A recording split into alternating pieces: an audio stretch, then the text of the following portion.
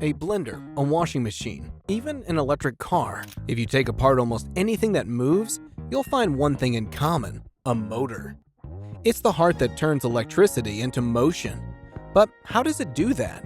And the reason you're here, how is it built? Let's start where every motor begins, with the stator. Part 1. Building the stator. Inside the factory, workers are lining up steel rings that will form the stator, the stationary shell of the motor. Each ring is pressed into place to create a smooth cylinder with long, narrow slots all around the inside. These slots are where the coils will go, the real source of power. Before inserting any copper, the workers line each slot with insulation. This thin material keeps the high voltage confined to the wires and prevents current from leaking into the steel body. If even a small part of the coil touches the metal, the motor could short circuit. Now come the coils, bundles of pure copper wire. The machine winds several wires together into tight, organized loops. The more wires you use, the stronger the magnetic field will be. So large industrial motors might use coils made of 13 or more strands. Each of these strands is coated with a thin layer of enamel that acts as insulation. The workers tie the coils together so they won't unravel. Then wrap the exposed ends with fiberglass sleeves to protect them from heat and friction. Once ready, each coil is carefully inserted into the stator slots, the copper gleaming against the gray steel. Fiberglass wedges are tapped in to lock them in place. So why go through all this trouble? Because when electricity runs through these copper coils, they turn into electromagnets. And just like any magnet, they create invisible magnetic fields with north and south poles.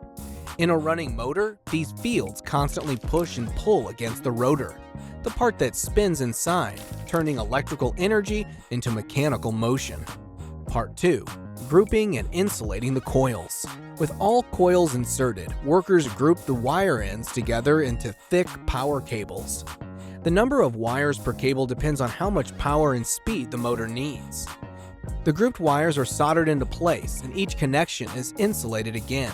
Some cables stay tucked inside the stator, while others are left out for connection to a power source later. Next comes binding. A polyester cord is wound tightly around the coils to make sure they never shift when the motor starts spinning thousands of revolutions per minute.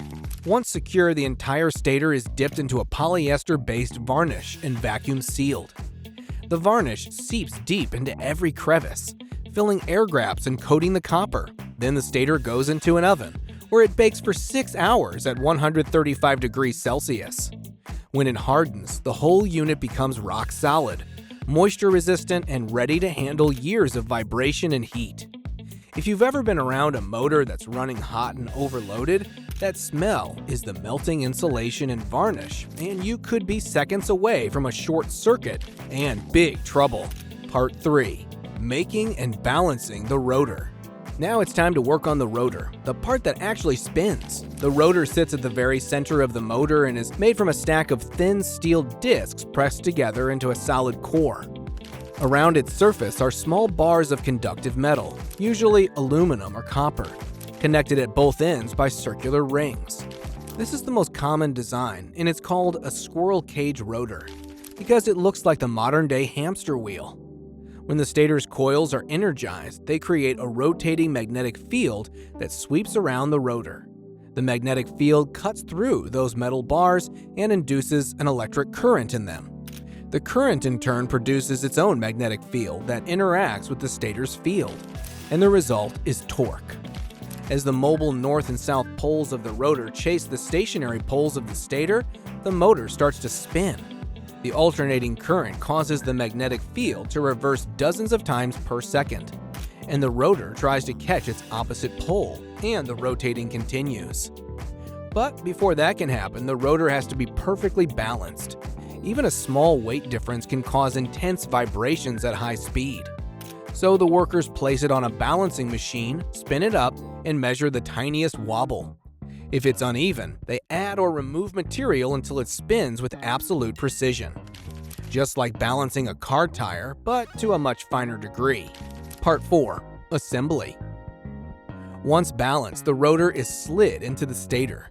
Between the two, there's only a tiny air gap less than a millimeter in some motors, and that gap is crucial. If it's too wide, the magnetic field weakens. If it's too tight, the rotor could scrape the stator and fail. The rotor spins on steel bearings that need to fit perfectly on its shaft. To install them, the workers heat the bearings so they expand slightly, slip them on, and then cool them rapidly with air. As the metal contracts, it locks tightly in place. The same method is used for the motor's back cover, ensuring a firm, vibration-free fit. At the rear of the motor, they attach a cooling fan, a simple but vital part. As the motor spins, the fan draws air through vents, pulling heat away from the stator and rotor. Without it, the motor could overheat in minutes.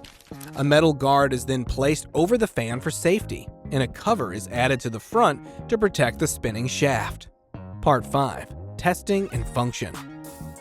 The finished motor looks deceptively small, but every piece from the varnish-soaked coils to the air gap has a purpose.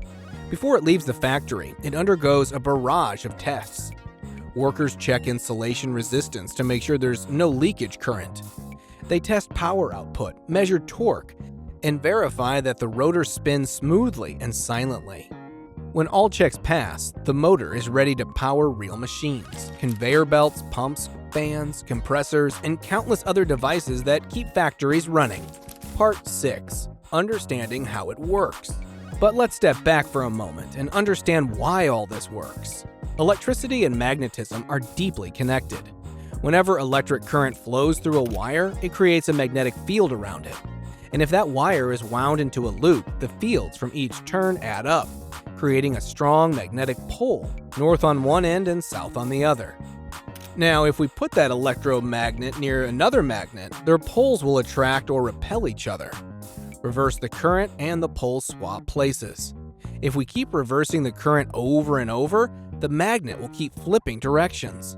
And if that magnet is free to rotate, it will spin continuously. That's the fundamental principle of every motor ever built.